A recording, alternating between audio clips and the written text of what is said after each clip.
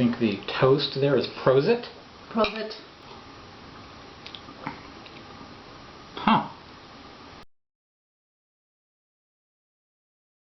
My name is Max Sparber, and I am the writer and editor of Dress British Think Yiddish, a website about the Yiddish experience, Yiddish language, and Yiddish culture.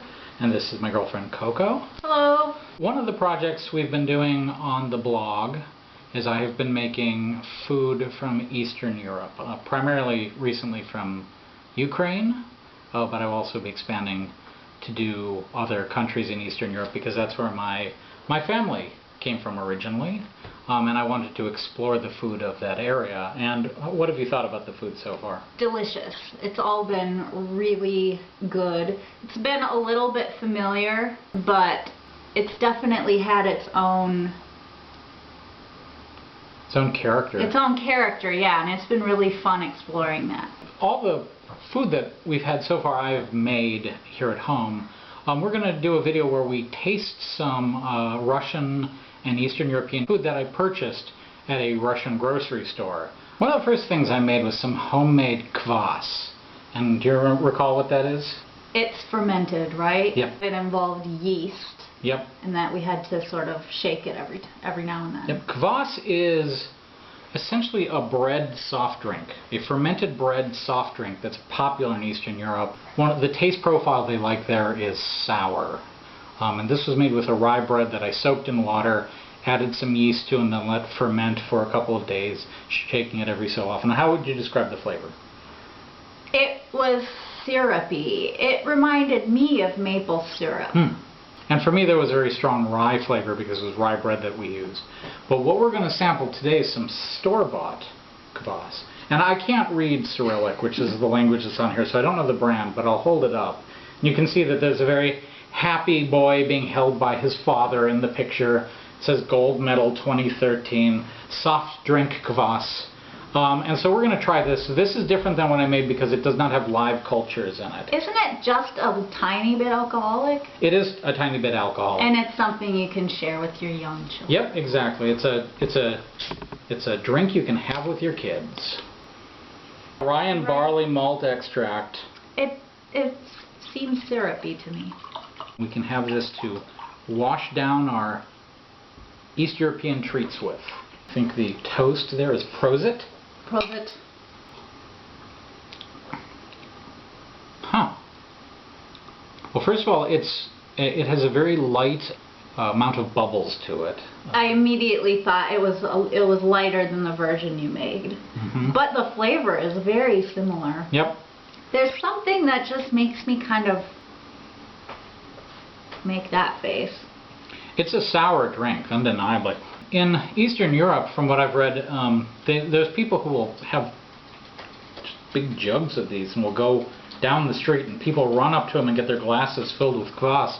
That would be fun. I can't imagine in the U.S., children being like, sour alcoholic soft drink and fleeing out the door like we do for ice cream. I don't know if sour is the right word. I associate sour with, the American version of sour, where it's Sour Patch Kids or lemon. And this is a lot more subtle than that. Yeah, it has a earthy flavor, I would say. Yeah, it's interesting. Yeah.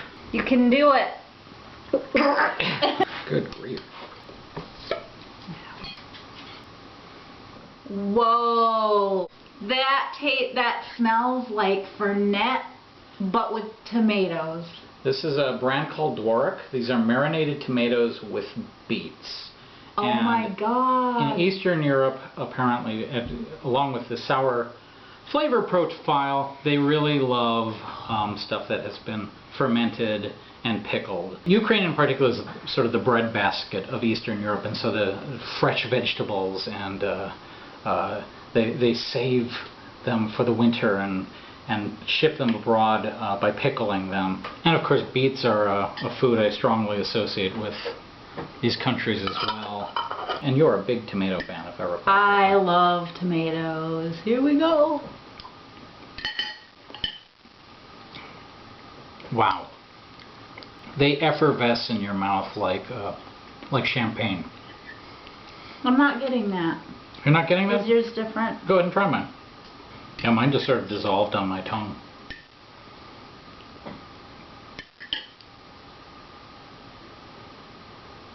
It's like a stewed tomato. Has a sort of vinegary quality, which I like. Mm-hmm. And that would be delicious on spaghetti. I already put vinegar on my spaghetti tomatoes. That's true. The beet flavor is unmistakable. There's a beet undertone. I think that comes out in the smell too. Mm-hmm. I like it. I like it too. Very, very vinegary. There's that recipe you made. I don't remember the name of it, but Make that with these tomatoes. It's an open-faced grilled cheese sandwich with a tomato and garlic on it. And onion. Yeah, I think this would do very well with that. This would do really good on that. What's next? Well, the thing that I really like to try from ethnic grocery stores is their candies. And this actually has an English name. It's called Funny Bunny. There's a rabbit chasing a butterfly as its graphic. That tells me nothing about the food, and I cannot read the ingredients. So I'll have you eat it first in case there's something in here that'll kill me. Apparently it's sponge cake with caramel filling. Ooh, I like cakey desserts. A rabbit! Oh my god! I'll give you half of this. Oh my god, I tore the rabbit's head off. It's like a really soggy Twinkie. Yeah, it's like somebody crushed a Twinkie and then painted a rabbit on it. There's no filling in it. It's moister and denser than a Twinkie. It kind of sticks to your teeth, but it tastes like yellow cake. It does taste like yellow cake. Oh, this is good. This is like I mean, I'm not crazy about Twinkies. But if Twinkies were better. If Twinkies were edible. This is a Twinkie. Ooh. Mm-hmm. I want more Funny Bunny. Funny Bunny. Got to keep that in mind. I'll wash it down with a little Kvass. Nope. Next we'll have some Russian chocolate, or I don't know if it's Russian, but it's Eastern European. It's called a Russian. And you've experienced European chocolates before, right? They're quite a bit different. They melt in your mouth. They're not as waxy. I'm kind of surprised this isn't more melted on account of that. Yeah. Ooh. Looks like it has caramel in the middle, and it smells really good. Oh boy, that smells like dark chocolate. American chocolate tends to have an ingredient in it that is also one of the constituent ingredients in vomit. And so when Europeans and people from Great Britain eat American chocolate, they're sometimes disgusted by it because they're unfamiliar with that flavor and it springs to the forefront, and so they feel like they're tasting vomit when they eat it, which we never notice because it's all we've ever known. We only know vomit taste. The filling, is there a fruit filling? Mm-mm. I think it's like a mousse. It has Hebrew written on it, but I can barely read Hebrew. It is kind of a moussey filling, but I feel like there's a hint of a cherry flavor. Are you not getting that? Yeah, yeah. This is really good. It is firm without being overly waxy. It sounds like a joke. I know, I was trying to come up with one. Now we're going to have some biscuits. The back of it explains a little bit what it is. It's a wheat flour biscuit. It's called Anella, apparently, and it claims it has the flavor of baked milk. I just had an idea. What's that, my dear? We take the chocolate and the Funny Bunny, and we make some sort of crazy Russian s'more. You're out of your damn mind, and I'm loving it. These smell really good. The name on it. Yeah, but it's written in Cyrillic, so it looks like it says Ahenna, but according to the back of this, it's actually pronounced Anella. There's a little girl holding a basket in the sunshine, and that looks like there's a mushroom right there. Because if there's one thing I want associated with my desserts, it's mushroom. Well, let's try this baked milk. It tastes like a graham cracker. Mm-hmm. A little sweeter. If a graham cracker could get more mellow, this is what it would be. It is a mellow graham cracker. Ooh, it's got a really nice aftertaste. Does it taste like baked milk? I have no idea what baked milk tastes. I'm gonna have a little piece of chocolate with That's it. a good idea. Oh, thank you. Oh yeah, that's taking me to S'more Town. Now we're cooking with what in Yiddish we call gas. It's the same word in Yiddish.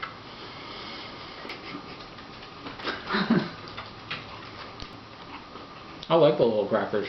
Now I want. Why am I been saying little crackers? This is the size of my hand. This is the size of my dog. Those are really good. I'm addicted now. I think she's actually holding Sputnik if you hold it sideways. It's some sort of antiquated code from the Cold War. These were actually shot into space, along with that dog, Laika. You want to be my stand-in? This is the bird. We only have one last item, but by one last item I mean many last items! I got an assortment of Russian candies, so just pick whatever one looks yummy to you. Ooh, this one looks fun. It looks like Looks like a toffee. caramel or caramel. Smells like caramel. I can't smell anything. Ooh. Whoa. Whoa.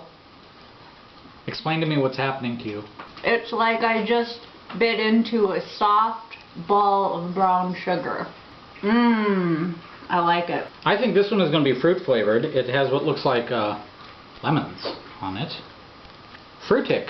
That looks good. It is tiny and yellow, so it may be a pill. I might have bought some drugs. Oh, it tastes just like a lemon drop. Ooh, yum. There's green and purple. I wonder. Oh, what? Hold it. It just split open in my mouth. I'm tempted to say there's like insect seeds in it. Ooh, it has a really good fruit filling. Oh my. Not fruit. It's a bubblegum flavored filling inside the lemon drop. That sounds like the best candy ever. I feel like we're reenacting a scene from Willy Wonka. Yeah, I'm about to turn yellow and inflate. This one looks like it's probably mint. See a mint leaf. And Or dill. This says barberry taste, so I wonder if that means raspberry. Put one in your hand and I'll pick. Okay. Mint it is. Mint it is. Mint it is. It's the color of a pineapple lifesaver. Mint. Mint. Straight up mint. This is Perunita, and it has kind of a glorious image of a bird on it. Seems to be chocolate. Break it Oh, open. I bet it has jelly in it. Nope. No? No, Nougat. it looks like nougat. Let's see. I thought America only had nougat.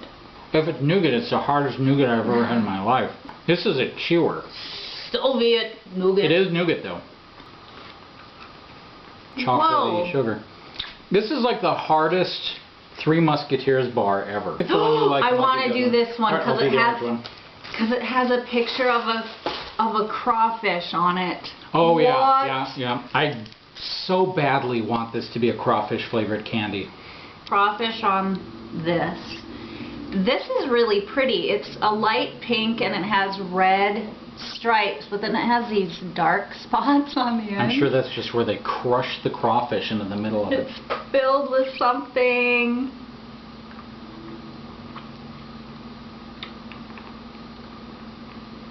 It just tastes kind of sugary right now. I think I have to bite it. Bite it. And you pull out a full crawfish. It's just a sugar-flavored candy filled with chocolate. I feel like the crawfish is false advertising. Yeah. This one is shaped and colored like an orange. And this will be the last one that we try. That was good, by the way. I liked it. I'm deeply concerned after your experience that this is going to taste nothing like orange. Not orange. It's a very familiar flavor though. I'm gonna taste one too. I mean, basically like an orange lifesaver. Yeah. Looks like an orange lifesaver if you felt like lifesavers should last 10 minutes instead of 4 seconds. It's good. Mm-hmm. Yeah, your classic candy orange flavor. Yep. Oh God, here comes the crawfish. Nothing but crawfish. Not as scary as I was expecting or as bland. I think that's what we've been discovering, that when you have food from other countries, you're expecting their palate is going to be so very, very different that you'll eat their food and think, what, are these people crazy? But what we've experienced a lot with Eastern European food, that there's a little bit more sour to it, that they use some herbs that we don't necessarily use, like a lot of dill, but there's something very familiar about it. Nicer about it though. I agree. Like, it's not like American flavors with candy or with those tomatoes where it's just like they're gonna smack you in the face with sour or with a artificial fruit flavor. This is just sort of nice. Yeah, it's subtler. Like they cared about what they made. It feels less like it's full of artificial ingredients, less manufactured. I would say that of all these foods, the ones that move furthest away from what we're familiar with is the kvass. Yeah, I can't see myself ever getting used to it. I'm glad to try it. It is a little beer-like, so people who have a taste for pilsners in particular, I think, might like kvass, although it's basically drinking near beer for them. And I think the marinated tomatoes with beets is quite a bit off. I was going to say the beaten path, but then I'd have to smack myself. But it is different than, it's different than, obviously, tomatoes we would ordinarily have, but it's even different than the type of pickling that we experience. You know, it's not like a typical pickled food. It's in part because they've sweetened it with beet, and that beet flavor is so distinct. And we'll have to eat some beet foods because I love beets. and I don't, so I have to learn to like it. It's the food of my peoples. I suppose you can't see, like, I have a feeling everything isn't made with corn syrup either. Yeah, I'm sure that's true. Well, thank you for joining us. We don't get to Russian grocery stores all that often, but when we do, we'll post some more of these types of videos. If you have any particular favorite Russian store-bought foods, feel free to share them with us in the comments. And I wish I knew how to say goodbye in Russian. I don't even know that I know how to say it in Yiddish. Oh my goodness. Thanks for watching. Once again, I am Max Sparber, the writer-editor of Dress British Think Yiddish. Goodbye! Goodbye!